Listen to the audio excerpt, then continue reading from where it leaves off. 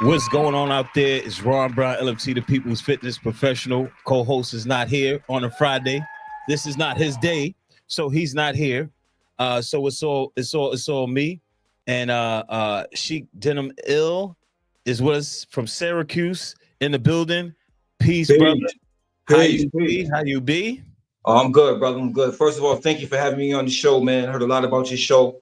Honored that you would, even invite me on. Glad to be here. Yeah, I'm Sheik Mill, Syracuse, New York. Um, you know, I do a little bit of this, I do a little bit of that. I have a background in hand-to-hand martial arts as well, like yourself. My specific systems of martial arts are Filipino and Indonesian, which you would call Kali and Salat. Mhm, Um, Also, a little background in 52. The hand play. mhm. Um, you know, little knife work is my thing. I like the blades. You And already know. yeah, no question. I love the karambits. I love the karambit. I love the blades. I love the fixed blade. You know what I'm saying?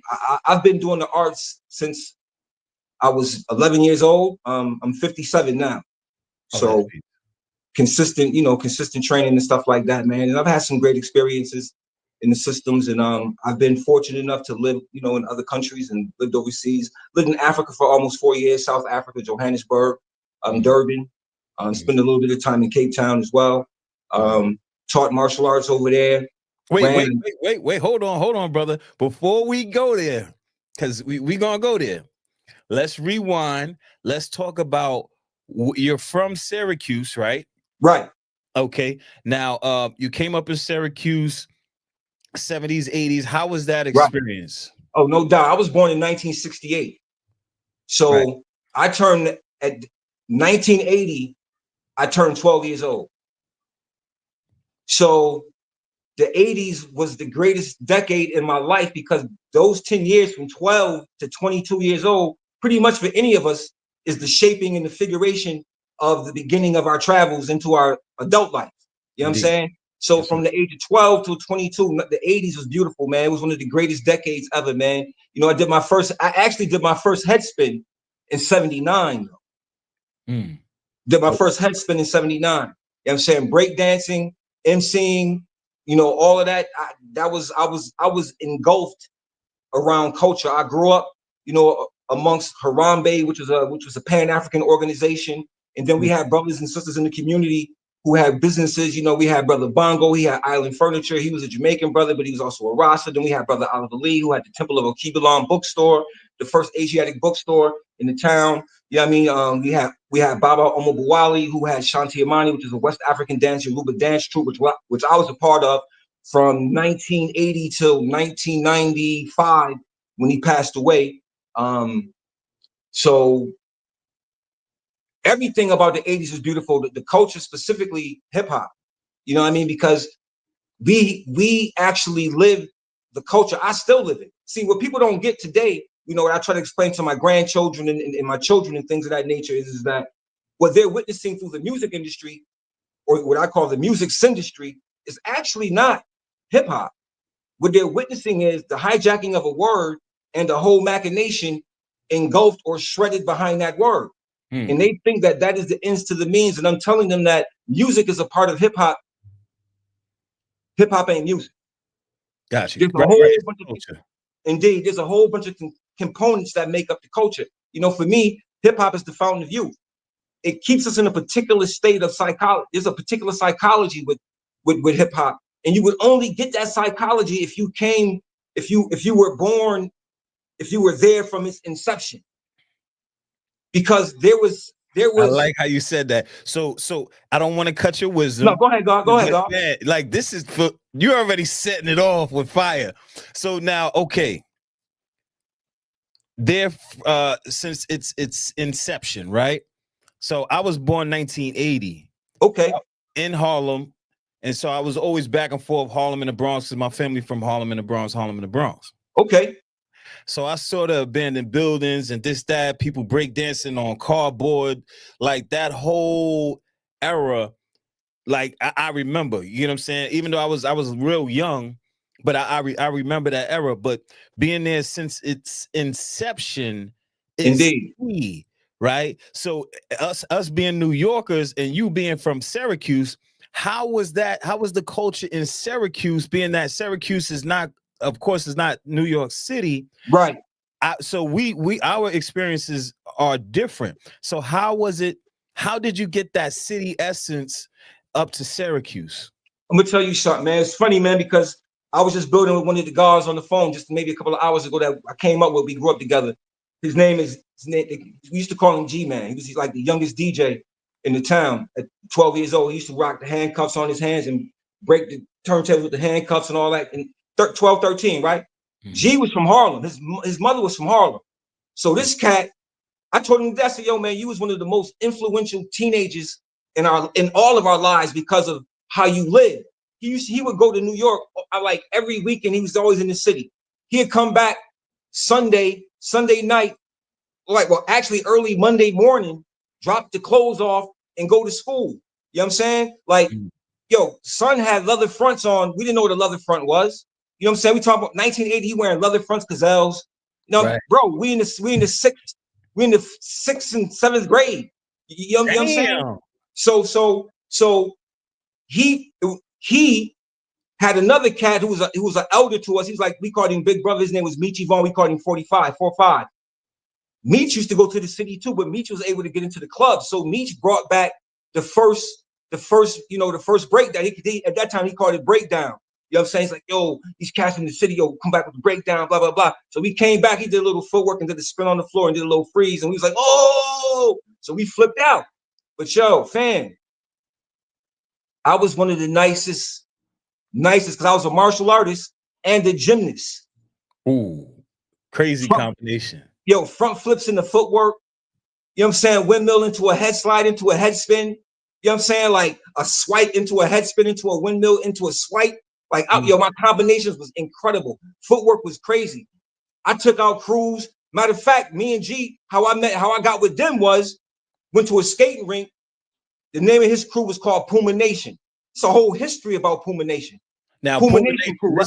Puma Nation is not in the city, it's in Syracuse. It's Syracuse, yeah. Yeah, see, let's get it. So the whole Puma Nation crew, right? So I walked up in the club, and they was in the joint. They was doing their thing, you know, top rocking and all that. Leather fronts on, the suede Pumas, Kangos, straight New York. I came in a sweatsuit and ripped the whole squad. I took the whole squad out, B. And I was known for doing that. And I always traveled alone. Wherever I went, if I went to a club, I would just walk and go to the dance floor and just go like this. And just everybody move, and I'll kill everybody in the spot and get up and walk and leave. Right. So now with that experience, right? So bring from the city to Syracuse, hip hop.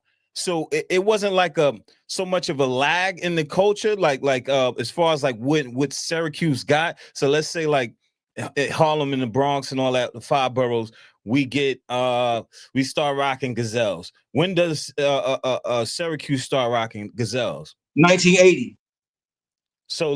But when did gazelles come about? Because before that, like I was born 1980.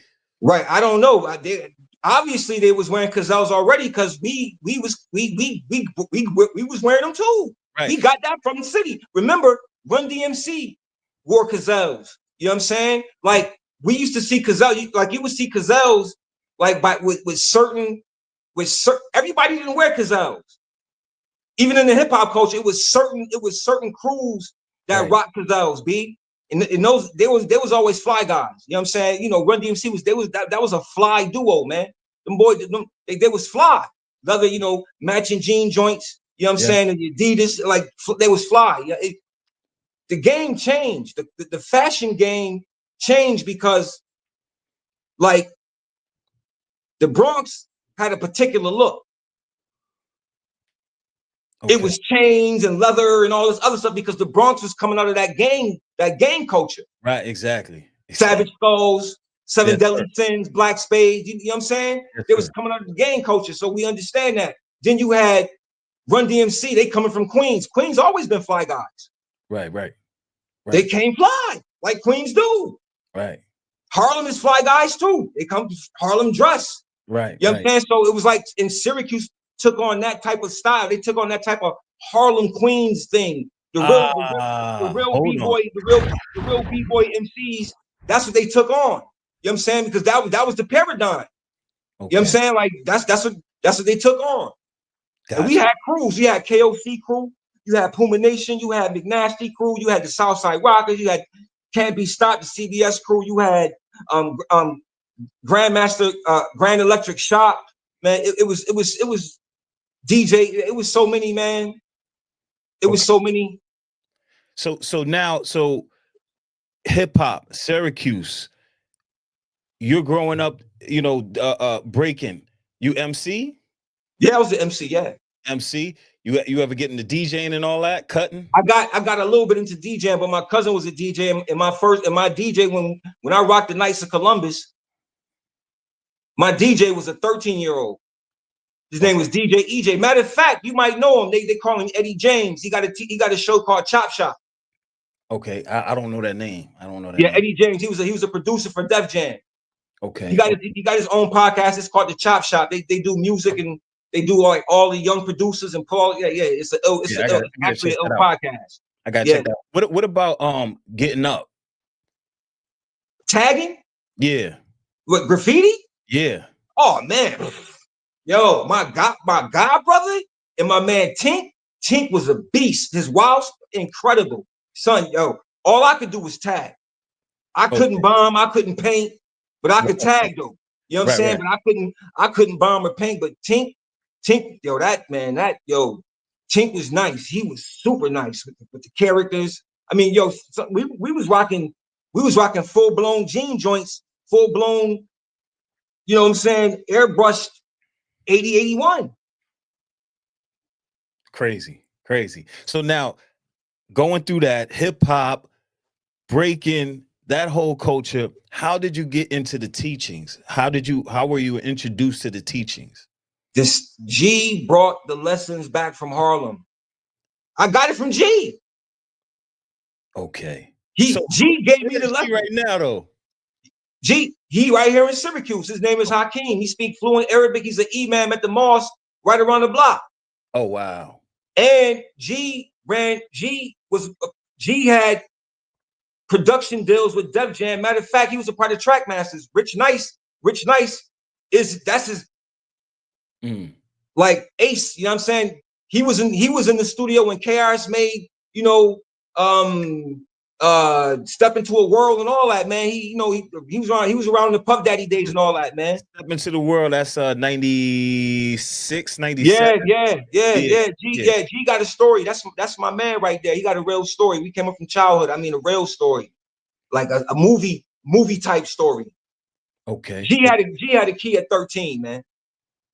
Oh wow, yeah, he was moving around. He was moving around. Yeah. I held the mathematics down though. Okay, so you got the mathematics, and then what happened from that point? From that point on, we just kept adding on. We just kept building, going to school. You know what I'm saying? High school, junior high school, high school. You know what I mean? Shanti Imani, the African dance troupe. I got the name Kenyatta Ato Diallo. It was based on the Yoruba religion. The dance troupe was. So a lot of the things that we did was based on the Orishas. A lot of the dances and the invocations actually was based on the Orishas, Shango, Yemaya, Ogun, you know what I'm saying, and Obatala and things like that, man. So we kept going, that went on till 12th grade for me, but I still maintained and continued to stay with it. You know what I mean? Even I went to the military in 86. I graduated from high school in 86. Went to the military, went to the United States Navy in 86.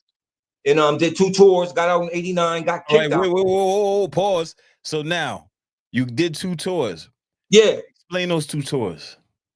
I was in the United States Navy. The tours are when you get on your whatever particular location, whatever ship. I was on an aircraft carrier. I was on 2 aircraft carriers. My first aircraft carrier was called the USS Kitty Hawk, CV-62. We went from San Diego to Philadelphia, but on the way from San Diego to Philadelphia, we stopped in the Philippines. We stopped in different other locations. That's called a tour. From one side of the coast to the other side of the coast is called a tour. I went on 2 tours. I went on from the West Coast to the East, from the East back to the West. I got stationed in Philly in 86. Got stationed in Philly.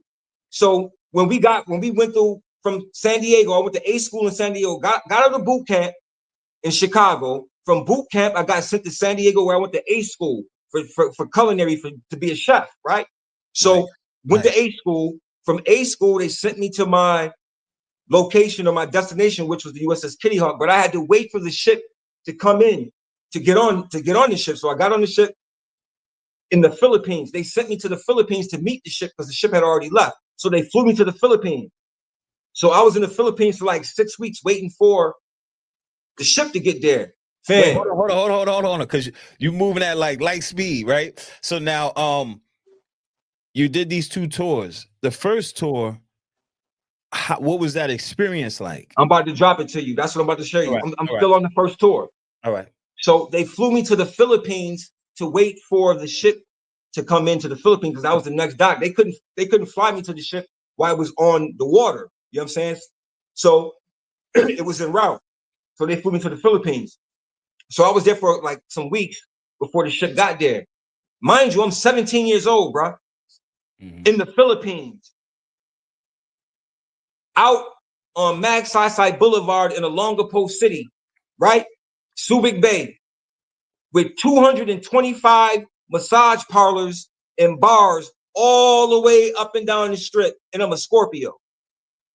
And I'm 17. Yeah. Yep. Yeah.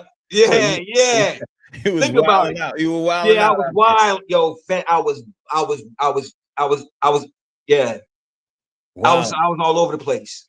They started calling me the mayor of Olongapo, the town, the people in the town, because they would see me so much. You know what I'm saying? I used to take rice off the ship and bring rice to like people outside, you know. It's a thing called they're called mama san. A mama san is a woman who has daughters, of course, but some mama sans have brothels. So I used to come out with like a 10-pound bag of rice and take it to Mama San, and the world was mine, bro. I could do whatever I wanted to do all through the house. I go in the refrigerator. Yeah, they didn't have a refrigerator, but I just go drink the sugar cane and do whatever. Walk around in my boxes, whatever I wanted to do. Right.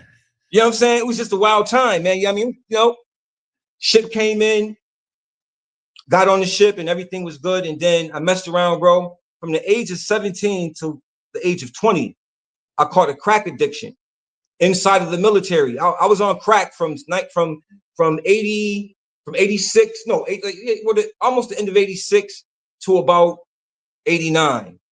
Wow. Yeah, I caught a crack. Yeah. And I put it on myself. You know what I mean? I was young and stupid. You know what I'm saying? I went through a lot of things with that, but I always had somewhere to sleep. I always had somewhere to go. You know what I'm saying? So it wasn't like I was in the street somewhere. It was just I would just take my check and burn it on crack. And then once I spent my check up, let's talk about that a little bit. Okay. Yeah, let's talk about it. Okay, because I don't have like, I don't, of course we're not advocating it, but like how do you get hooked? Like, I'm gonna tell you what happened. So I come from an era everybody smoked weed. It was just herb was just a part of the era. You know what I'm saying? The 70s, so herb was just a thing. So growing up, I used to smoke weed. We all did smoke some weed and then rhyme, freestyle or whatever. So we got into the military. You know what I mean? You couldn't smoke weed because you could, but it would stay in your system too long. So the old heads is like, yo, you shouldn't do that, man. If you want to get right, you know what I'm saying? Use this, try this, you know what I'm saying? And it'll be out of your system by Monday. It only stay in your system 2 or 3 days. So I'm listening to these old dudes. I'm figuring they looking out for me. I'm young. I'm 17, man. Right. You know what I'm saying? And I started using. That's pretty much it. When I came home, when I got put out in 89, October 19th, 1989, I got put out. And it's funny because a year before that, my mother was talking to me while I was in, and she was like, yeah, I had a dream that you was at the door, knocking at the door with your bags and stuff. And I started laughing. I was like, Mom, you bugging. But a year later, I was at the door, knocking at the door with my bags and shit. Yeah. Yeah. And she became a little issue later on in my life because she could always see things before they happen and then just expose me. So I realized that after a certain point, I realized that hustling just wasn't going to be for me, man, because She just knew everything. You know what I'm saying? So, you know, I went another way. I took my little hustling money and I went to school, man. After I got out, 1992, I went to college. I started college in 1992. And what you went to Syracuse? No, I Right, went to Onondaga Community College and I got a degree. I got an associate's degree in criminal justice, and then I got a scholarship also to teach in an urban environment. So I took a teaching scholarship to Oswego State University, where I got my bachelor's and my master's from. That's peace. That's peace. That's peace. And so, what year was that? How old were you? That was in 2000. I got my master's in 2001. So that was 24 years ago. 30, 35, 34, 35. Okay. Okay. Yo, 1 second.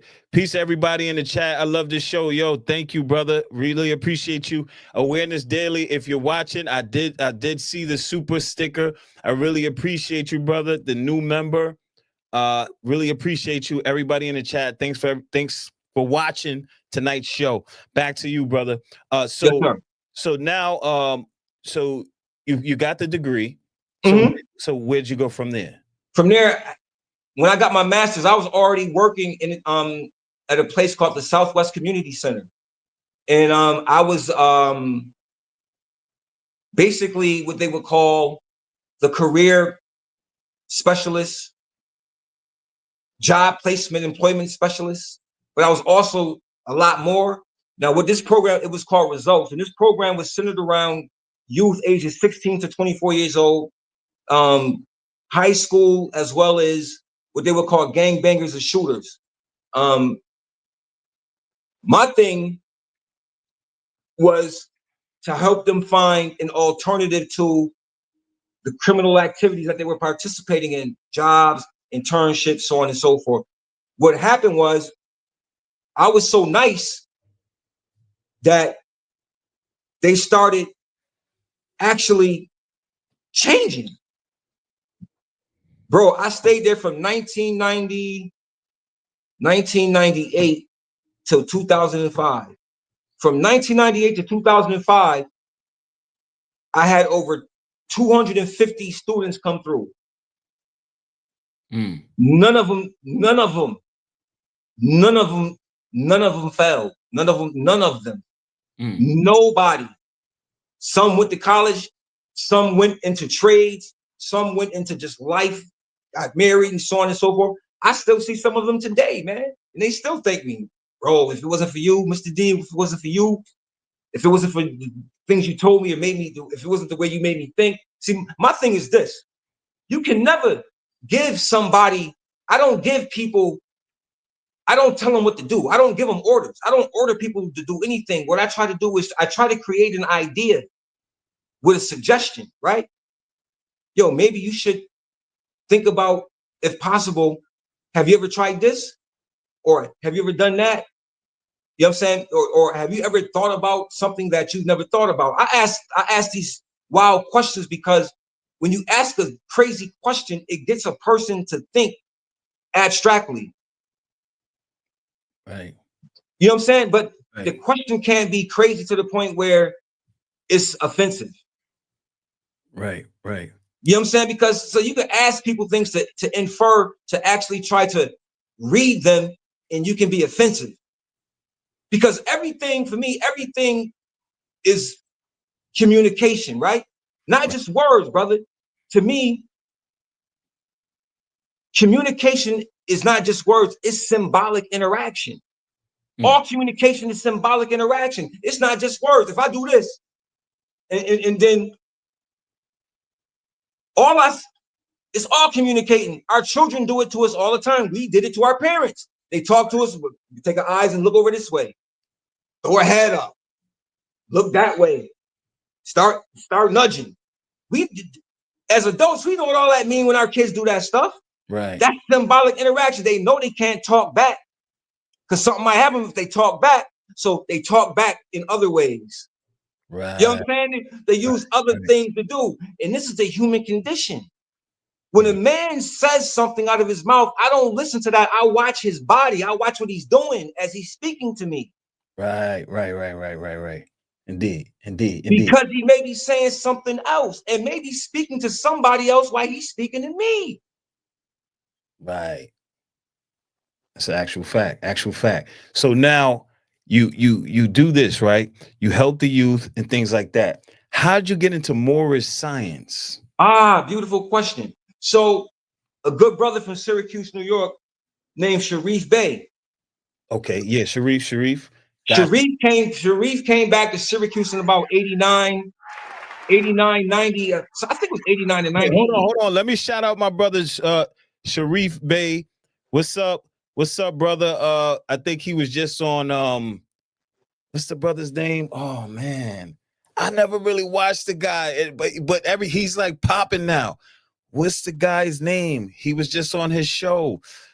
Billy Carson. Oh, Billy Carson. He was Okay. just on his show. He was just Dope, on his dope, show. Yeah. dope. Okay. So Sharif came back to Syracuse in 89. He had, I guess he was off on his travels. And he came back with this thing from it was the mothers and sons culture club. It was the CMB information. And we all thought it was more science at the time, all of us. You know what I'm saying? You know what I mean? We thought it was more science, and we kept doing what we was doing. And then Sharif got another contact with a brother named Ross Sadiel. And that's how I was introduced pretty much into Moorish science, was through Sharif Bey bringing, the CMB works in. And that's how it happened. We had it at one time. We all had a temple together at one time, when we was coming up. Oh, you and Sharif Bey. So what year was that though? That was like 90, 98. Oh wow. So I think it was like 90. It was like 98. that was around the same time I came into consciousness, pretty much. Yeah, I was already knee deep in it. Yeah. Okay. Let me show you something.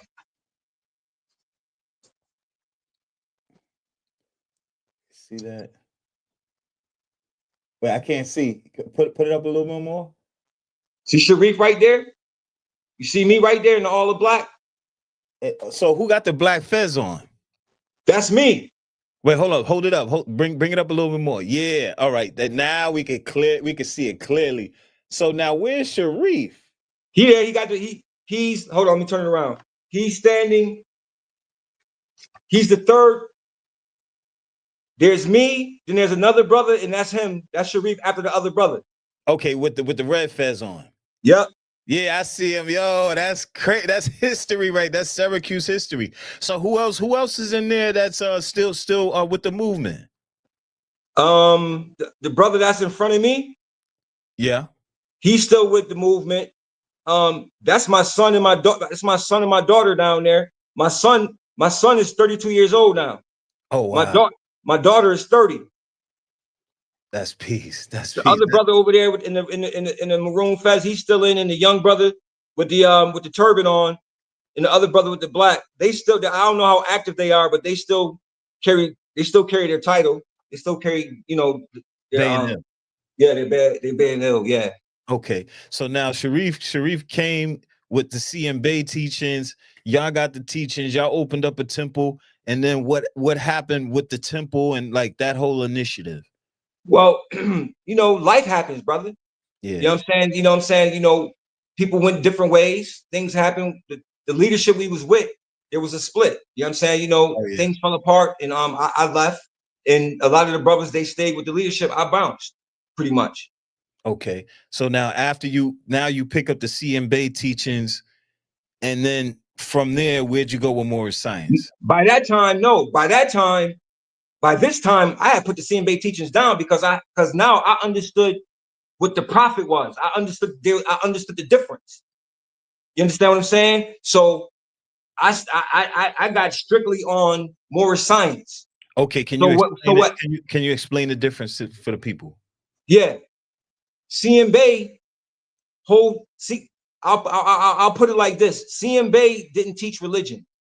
He didn't bring a religion. Matter of fact, on page 6 of book 1, he said, I have rejected all isms, including my own Islamism. So there's a difference. From that statement alone tells you that there's a difference.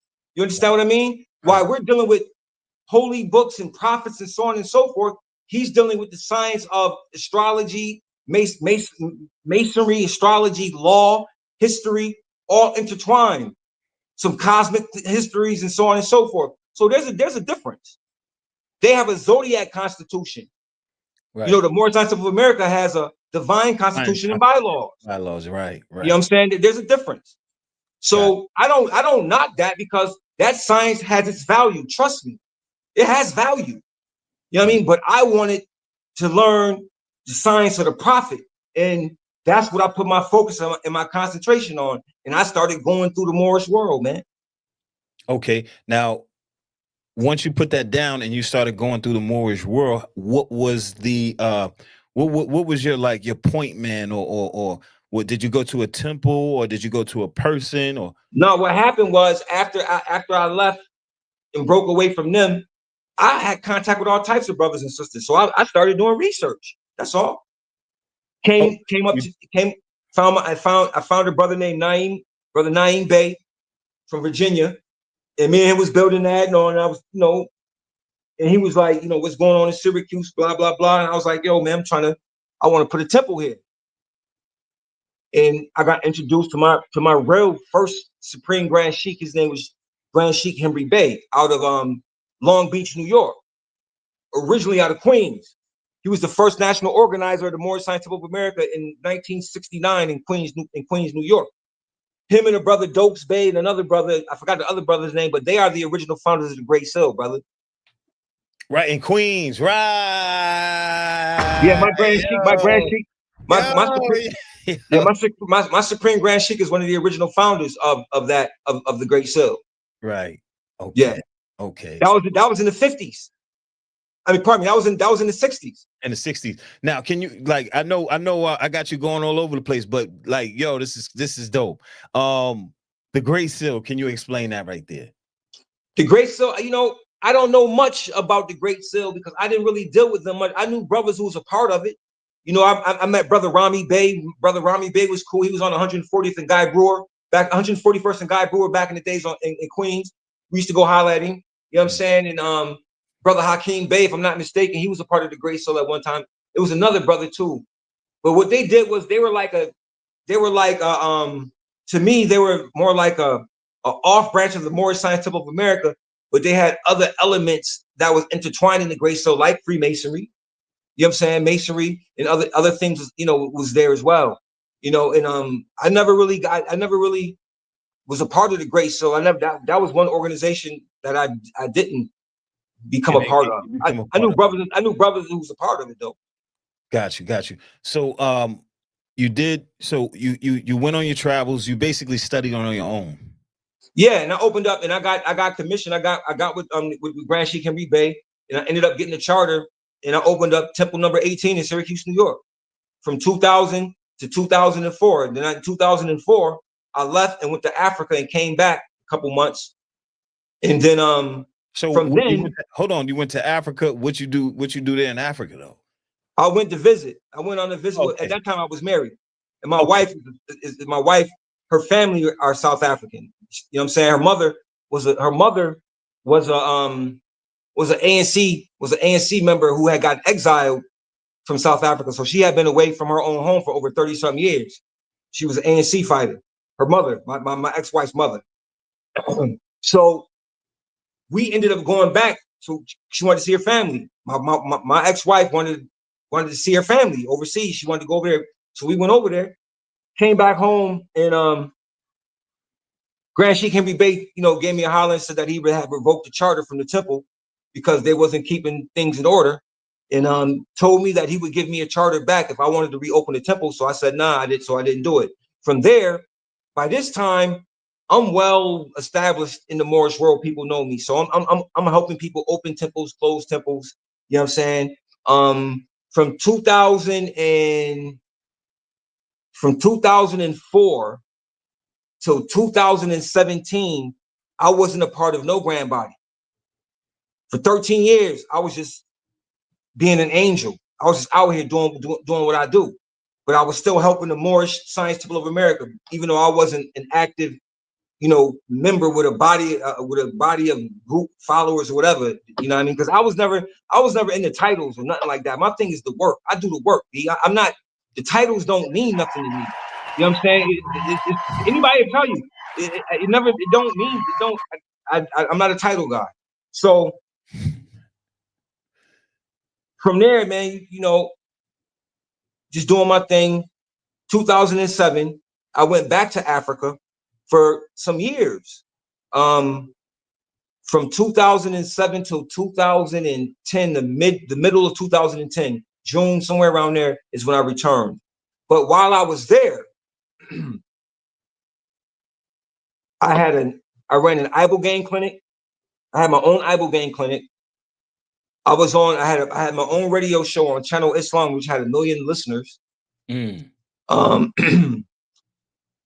was teaching martial arts. I was even in a commercial. You know what I'm saying? Like, my father came to visit. My father was like, yo, man, like, what are you doing? Like, you over here living like a kingpin. You got people picking you up. You got your own radio show and blah, blah, blah. I said, Dad, man, I said, it just fell in place like this. You know what I mean? The reason I went to Africa in 2007, I'm gonna tell you the story, fam.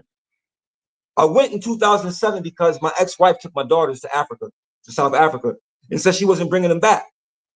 So I was like, well, damn, how does that work? So she took them. It was already there. She called me from there, telling me that they were already there and that I wasn't going to see them again, and all of this. So I got off the phone, went to my boss. I was working at this place called Crest Children's Center. I was a therapist. Went to my boss and said, listen, I need a 2-week vacation, man. I need to take a trip to South Africa to get my kids. He's like, no problem, man. No problem. I had the time. So I got a one-way ticket. I didn't get a round trip. I got a one-way ticket. $740-something. I remember the price. Got on the plane, flew over there. Called her on the phone from South Africa. She talking smack. Blah, blah, blah, blah, blah. So I said, yo, what was the name of the airport in South Africa? And she's like, oh, the Tambo? I said, yeah, I'm at the Tambo. And I heard the phone drop, right? So about 45 minutes, she showed up at the airport, picked me up, whatever. So now I'm there. And I'm there for 3.5 years. And bro, all of the blessings that came out of it, bro, it all started when I did a lecture at a festival that I wasn't even scheduled to do. The brothers I was with, the Muslim brothers I was with, they was like, I'm pretty swift with things. So, I do substance abuse therapy, counseling, and mediation, stuff like that. So in South Africa, they were at least 12 years behind us in substance abuse information, as well as procedures, policies, regulation, things of that nature, right? So I was up on that because this is what I do. So I got up there and did a speech, did like a little lecture off the top of the head. Yo, I blew the house down, B. They asked me to come back the next day and talk again. You know what I'm saying? So I spoke to about 20,000 Muslims in 2 days. All of the youth swarmed me. They was following everywhere I went. The children was behind me, bro. The kids.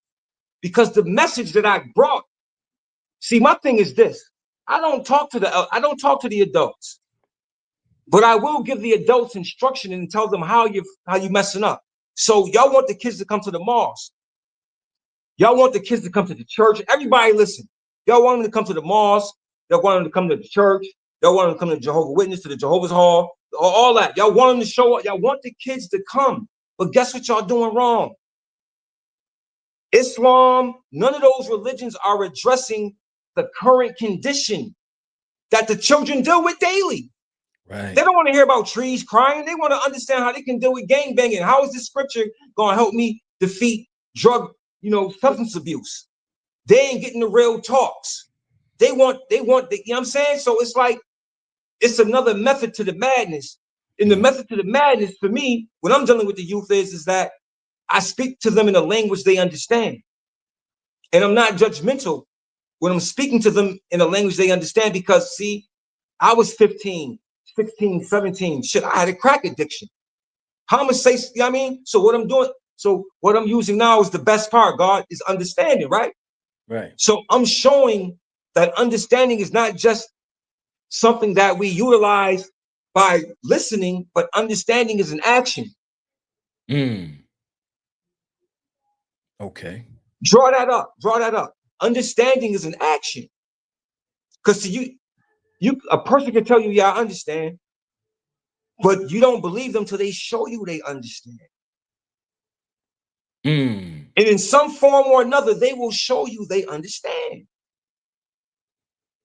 Okay. You see what I'm saying? Right. So our youth are show me. They're show me. Yo, God, I come from the era of show and prove.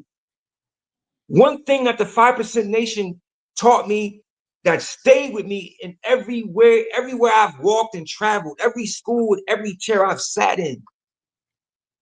Always show and prove and never take anything on face value. Right. Indeed. That's an actual fact. So now you go Moorish science. You go to Africa. After you come from Africa, you come back to Syracuse, Yeah. New York. You come back to Syracuse, what year, and then what you do at that point? I came back in 2000, in the middle of 2010. Came back, you know what I'm saying? Lost everything. I didn't, because I gave up my house and all that when I went back for the 4 years. I had the intention of not coming back.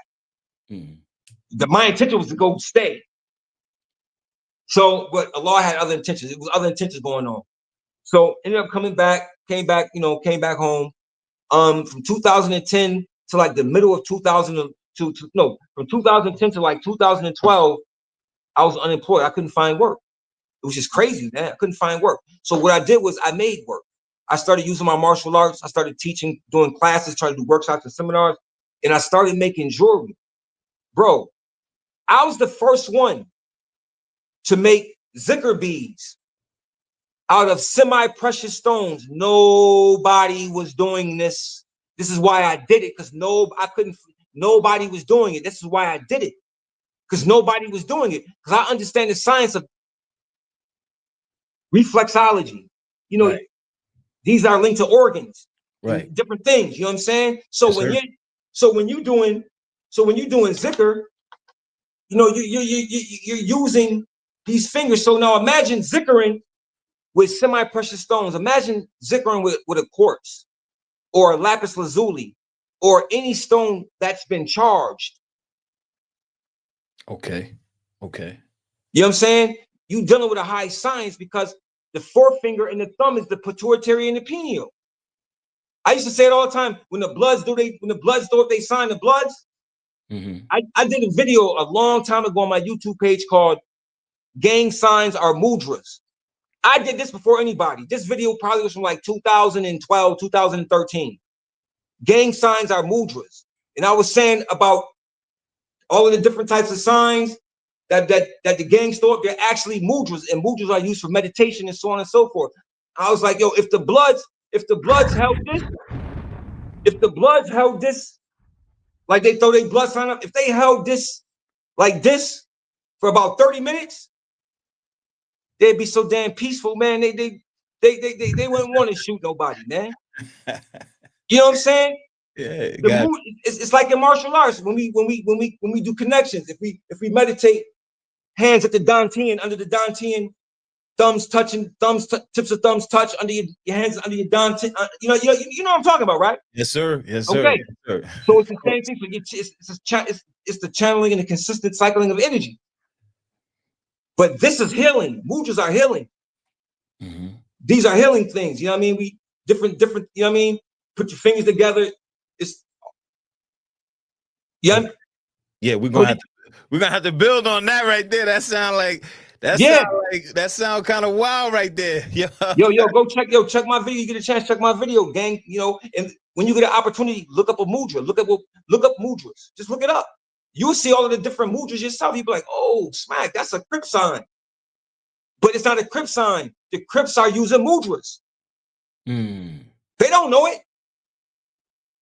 Wow. Yeah, I gotta check that out now. So now, okay, boom. So now you're making I don't, excuse my pronunciation, but dicker beads, right? That's So I'm doing that, getting money. Then all of a sudden I got a job in 2013. I picked up a job working for a community. I was a community activist. I mean, community organizer, and it was centered around the whole green energy thing. Yeah. Remember that time period? Oh yeah.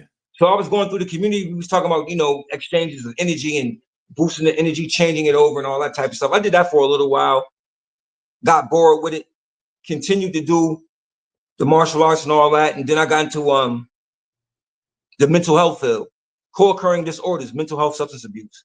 And I was always a part of that, but I got more heavily into it. And that's where I'm at now, pretty much still. But right now, currently, I'm a federal case manager, you know what I'm saying, for the feds. I work in a halfway house. So when cats come up, when they come home, when they get sent out of the feds or whatever, they have to come through the halfway house first.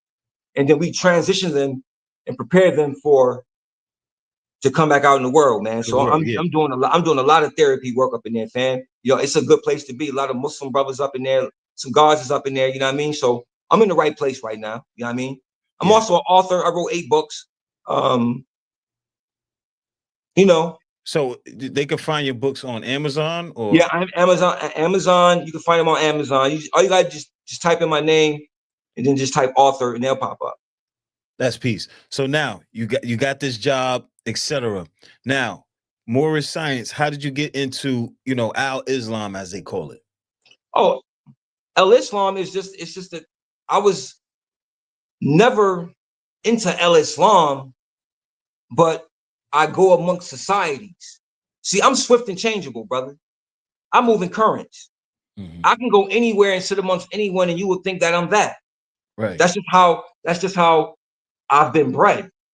You know what I'm saying? I've been bred to know what I'm talking about. Remember, always show and prove. Never take anything on face value. Indeed. Remember that always, whenever I was anywhere in my youth, I would hear a voice, just like I did it. Mm-hmm. Always show and prove. Never take anything on face value. This little voice in the back of my head would say it just like that. That's why I'm doing it that way, because that's how I used to hear it all the time. So that allowed me to sit in so many different places and gain what I needed to gain and take the best part for myself and throw away what's not useful for me. Right. Best part. And then my thing was, I was able to take those things and apply them and make it my own and still keep my authenticity without being something or somebody that I'm not. See, the authentic man is the best man because he's the one who actually gets the accolades. And he gets the, what's the word I'm looking for? He gets the honor from everybody because he's just him. He's just a good, genuine human being. That's it. And you can't be you just can't be a good, genuine human being other than yourself. Because everything else is an act. Actual fact. Yeah, well, that's word. That's how I try to be. Not try. Yeah, I don't even try. I'm just myself. You very authentic, bro. You're very authentic, man. And it's a good thing. See, I tell people, you want to have your own, you want to be authentic. Right. I mean, that is the marker of your character is your authenticity because we're individuals. You know what I'm saying? We're all here sharing an experience, but as individuals, because you got to go to your home, I got to go to mine.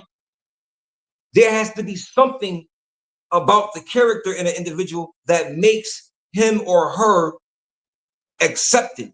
Not because they're trying to be accepted, but wherever they go, they are naturally accepted. It's because of the spirit that you have, man. Some of us just have good, it's just the natural inclination. It's called, they call it fitra. The natural fitra of man is righteousness.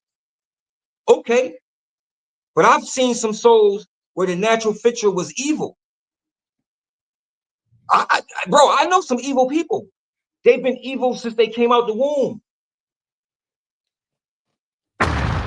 Jeez. Me too. Right. Just like people, you know what I'm saying? It's like, yo, they be like, yo, God made evil. Yo, you know what bothers me, brother? Is in our community, we have they have these debates about things to me that makes no difference, right? So they're arguing about good and evil. And all you may have seen, I spoke about it on Facebook. You may have even seen the post. But I spoke about it. My thing is this. Who cares if God made good or evil? Just know that God made man. Just know that. You worrying about good and evil, but God made man. Mm. So if good or evil exists, it's within man.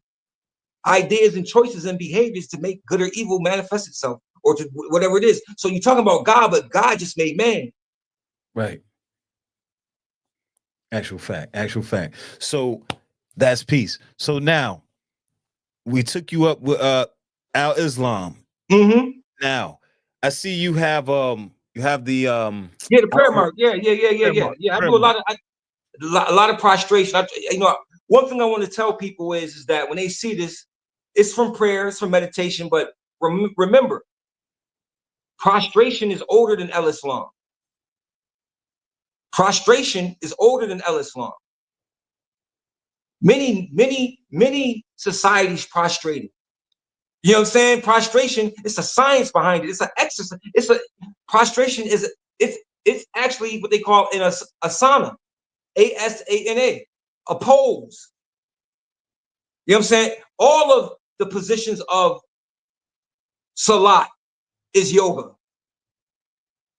It's all yoga. Listen, doing that, making salat. I did it some years back. I just wanted to learn the religion some years back. So I took my Yeah. shahada and all that. And I like making salat, you start feeling your quads, all that. Like you're getting stretched. You know what I mean? So like break that down a little bit. Yes. Yes. So yeah. So salat is simply an asana. It's poses. It has health benefits. You just mentioned some of them. Yeah, I mean, it's stretch when you're doing the stretching, when you're doing your ruku, when you're in this position, when you hear, man, not only are you working your hamstrings and all that, and your knees and all that, but you also working your kidneys and your liver when you breathe, because the breathing is different in that position. The same as in when you're prostrating. And also, if you know Arabic, each position of salat is a letter. Standing, this is Aleph. When you stand straight up, you got it's Aleph, Daleth, and Mim. Okay. Aleph is A, Daleth is D, and Mim is M. ADM. What's that? A Adam. Adam. Oh. Oh, okay. Okay. Okay. Okay. Yeah. Yeah. You know what I'm saying? So it's a science. That's another thing with the Arabic language, the science of harufism, which is the science of the letters, mystical letters, the letters of the letters of the Arabic alphabet are used for talismans, for invocation, for all types of magic. It's all types of magic that goes on in El Islam, bro. Mm. What people will call voodoo and all that, it's in El Islam. You got sheiks like in Senegal and all that, bro. It's deeper than what people see. I'm a mystic, brother.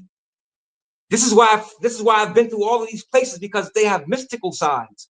Every religion has a mystical side, and every Right. society has mysticism attached to it. Mm. Even in our own history here on these shores, there's a thing called hoodoo. I'm strongly into hoodoo. I'm writing a book on it right now. Hoodoo. People, Mm. oh brother, you bugging? Nah, I'm not bugging. I'm far from bugging. So the hoodoo pronunciation is different from Vodun, Yeah. voodoo. Now, what's the difference though? Well, hoodoo is what's on these shores. It is a combination of what came from Africa, as well as what's here from Native Americans and other. You know what I'm saying? So it's a combination of what we created spiritually. It's a combination of, like, when you think about the South. I don't know where your family is from originally. They may just all be from New York, period. But Nah, we got South, the South. okay, Yeah. so what part of the South? Texas and South Carolina, Texas, Okay, South Carolina, and Florida. okay, cool. So South Carolina, definitely. Any of your family from South Carolina will know what I'm talking about. Hoodoo is always found in the prayer houses. Most most most prayer house preachers were hoodoo root workers. They work root workers. You know what I'm saying? If the hospital was 50 miles away, who you think healed the people in the village? The hoodoo man. But not only could he heal, he could do other things too. And it was the use. See, hoodoo is the ability to use all of the natural elements, the plants, the herbs, the bees, the wasp. Why would you use a bee or a wasp? Why would you use a scorpion? Why would you use a lizard with venom? Why would you use things like that? Those are for protection, for warding off and doing other things with. That's also warfare. Imagine crushing those poisonous things up into a powder and blowing it into somebody's face. They call it magic, but we using science. It look like magic, right? But it's actual science, bro. Yeah, actual science. So that's where I'm at right now. I've always my family's from Mississippi. My mother and father from Mississippi, backwoods, and so it's in my DNA, bro. It was funny because when I did a DNA test, right? And I did one probably within the last 8 or 9 years is when I did it. Bro, what's funny about it, G, is that everything that I've ever done in my life that I participated in is in my DNA, literally. Remember I told you about Shanti Amani, the African dance troupe? Yes, sir. The Yoruba African dance troupe. So I get my DNA back. I'm Yoruba and Igbo. Oh, wow. Right? I get another genome test done, and it's Moorish and Yoruba. My oldest ancient societies, Moorish, Yoruba, and Kemetic. Not it didn't say Kemetic. It gave the name of something Egyptian, some type of name. I don't remember. But the point is that everything that I touched or tied to is in my DNA. Hoodoo, voodoo. I study voodoo. I study Santeria. I study Palo. I study Candomblé. Study all of those systems, as you should. For sure. You know what I'm saying? You should touch everything you can and gain something from it. Indeed. Because you never know when you're going to need it. You never know who you up against. You never know what you know what I'm saying? Like, you never know what a person is thinking. See, the most powerful weapon a person has is thought.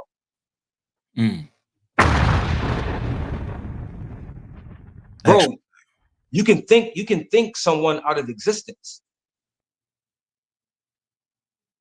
Man, I got a story. I got some stories about that, man. I'm sure you do. I'm sure you do. Man, oh man. I'm sure you do. I know. At one point, I had some evil eyes on me, and shit just started happening. Like deer were jumping out of nowhere. I'm getting in the car accidents. Like, yo, yeah. Because I know the hate the hate that this person had for me, crazy, right? So deep. You get what I'm saying? I had it happen to me numerous times. Yeah. I had brothers that I thought was my brothers.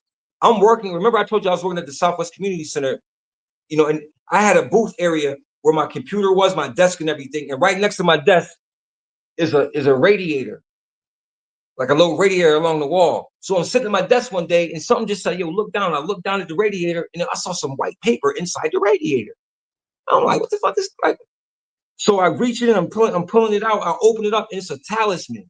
It's a zodiac talisman with my birth date in it, and a bunch of the planetary signs in different houses with oppositions, built in oppositions and everything. So I took it. I ain't say nothing. I know who did it. I took it to the crib, took it to a particular area, put a black candle on top of it, wrote the person's name on the side of the candle, burnt the candle, took the paper, wrapped it up in black thread, and buried that shit. Old boy ain't been the same.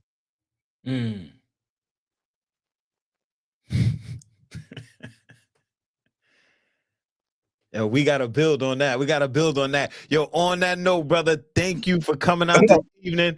Really appreciate you, man. That was a solid hour build right there. Very thorough. Really appreciate you. You All gotta good, come man. back up. You gotta come back up. Thank Whenever you. you're ready, let me know. Indeed. Thank you for everybody in the chat. Really appreciate y'all for Hey. checking in. And we are out of here. Blue. Peace. Blue.